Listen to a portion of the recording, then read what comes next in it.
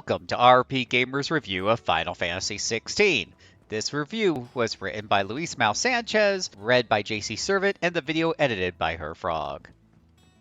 The long wait is finally over. Highly anticipated Final Fantasy XVI is available now for the PlayStation 5, with millions of fans able to witness a spellbinding clash of icons and explore the beautiful war of Valhalla. With previous mainline single-player entry Final Fantasy XIII and Final Fantasy XV failing to rise to the full level that fans had hoped for, Square Enix aimed to make 16 strong enough to form an attractive entry point for newcomers while retaining its longtime fans. The development team has managed to pull that off, and the result is a fantastic action RPG with a mature tone that sets itself apart from previous entries, focusing more on the action itself as well as character and world building while retaining various staples of the series. Players take on the role of Clive Rosfield, son of the Grand Duke of Rosaria, and brother of the dominant of Icon Phoenix. Icons are opposing creatures of devastating powers, making dominants important figures in society, because they are the few who can turn the tables of war by summoning them. Humanity has become extremely dependent on the magic of the Mother Crystals, and while dominants are highly respected, there are others with the ability to use magic called the Branded. Yet they are seen as cursed and treated unfairly, providing an interesting contrast. As a teenager in the game's prologue, Clive finds himself involved in a tragic, treasonous plot against his family and hometown, providing him with motive to seek revenge and redemption as an emotive story progresses. Initially driven solely by revenge, his goals evolve as he encounters certain characters and discovers more about the world. The story is gripping throughout the whole game, and it uses the series' traditional themes surrounding magic crystals in a fascinating way, ultimately creating a somber take on humanity becoming dependent on a power it cannot control. Spreading the story and letting players control Clive as a teenager, and again during the two stages of his adulthood, enables the adventure to genuinely feel like an epic tale that spans an entire lifetime. The mature tone of constant bloody scenes fits the tragic story neatly and sets Final Fantasy XVI apart from what has come before. The spellbinding story features a cast full of lovely characters and powerful rivals who serve as great motivators. Sid, with his sarcastic remarks and charming personality, is certainly one of those who stand out by making the journey more joyful, and Loyal Hand Torgal is an adorable companion that never leaves Clive's side and joins him even in the worst moments. Lifetime allies such as Jill makes touching scenes even more impactful and develop along with Clive, who is a very likable protagonist and is easy to connect with. Foes such as the seductive Benedica and her hidden intentions, and Hugo with his unrivaled strength as grand opposing forces that stoke Clive's rage even through his most desperate moments, with mythological and otherworldly foes and reveals adding a very welcome dose of intrigue to the plot that steadily reveals itself as the game goes on. Exploring the world is delightful, with players able to visit numerous villages and witness expressions of life such as seeing chocobos as both working animals and wildlife. Players can spend hours in each realm just exploring optional portions of the map or helping its citizens, with these numerous side quests giving players plenty more to do than just completing the main story. Most of them are immersive interactions that nicely portray the kinds of problems that the inhabitants face every day, and during some of these side quests, players also witness touching moments where parts of Clive's past are revealed. Some of the quests amount to fetching errands, yet completing them proves to be a good way to level up and acquire items that make the rest of the journey easier. Moving across the map is easy, since Clive can use obelisks to instantly travel to previously visited locations. However, exploring vast areas can sometimes be a little confusing because there is no mini-map to assist players. Returning to the series are hunts, which involve seeking out a fair number of strong enemies that grant a considerable amount of experience and ability points, as well as unique rewards. Both hunts and side quests grant renown points, and these points can be exchanged for rewards at the Hideaway, Clive's main hub. Clive can also craft and upgrade gear, and the materials are usually dropped by the marked hunts or given as rewards for completing side quests, which gives another reason to fulfill them.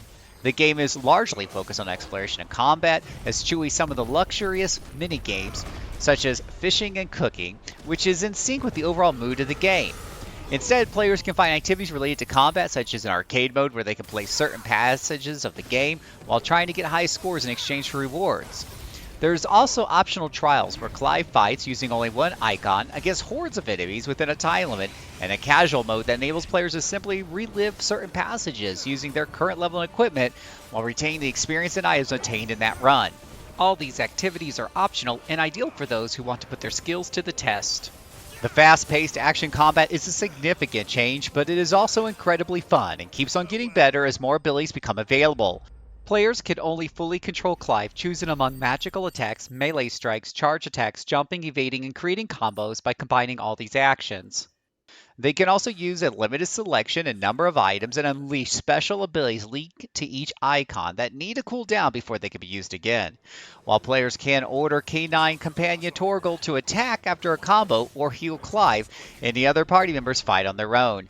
If players feel overwhelmed with the mini mechanics, they can also equip accessories that allow more time to evade, create combos automatically, or have Torgal fight on his own, with these slots otherwise used for accessories that can enhance special attacks or Clive's stats. Eventually, Clive is able to utilize the powers of 3 icons at any one time and is able to swap between them during combat, with each one having its own set of skills and a unique ability during regular combat.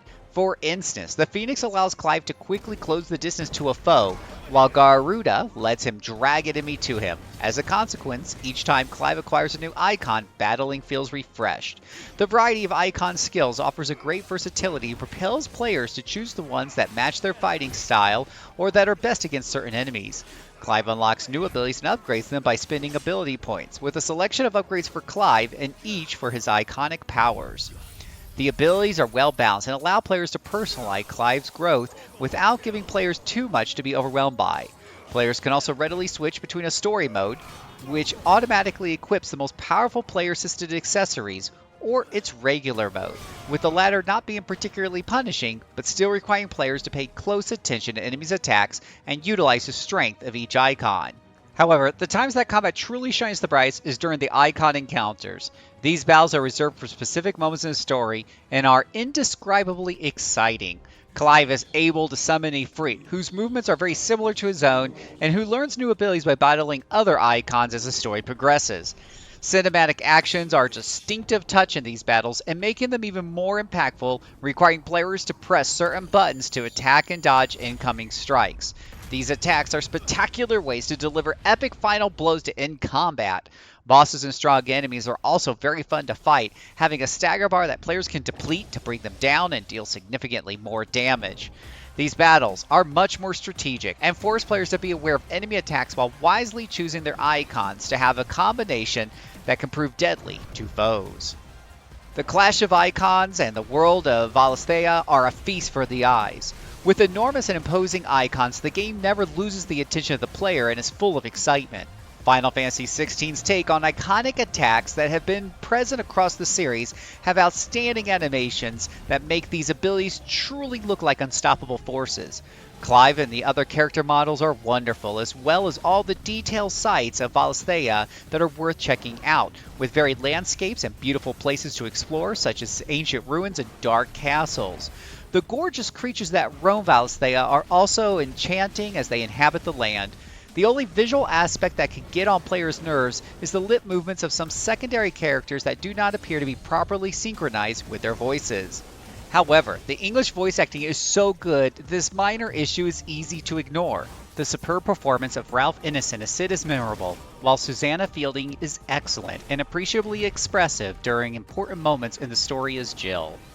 As protagonist Clive, Ben Starr is also fantastic, both during cutscenes and combat, and all of the other important characters and antagonists are highly convincing. It is also worth noting that the game was localized to many languages, including its well-done Latin American Spanish, helping to make different communities feel included and connect more deeply with Clive's tale. The score is superb and includes expressive piano melodies that reinforce sad events, symphonic music with epic choirs that make cutscenes and combat an immersive and spectacular experience, and more relaxed and enjoyable music that accompanies Clive while he explores. The rearranged versions of the iconic melodies of the series are also spectacular, making older tunes from former Final Fantasy games fit neatly within this game while evoking nostalgia.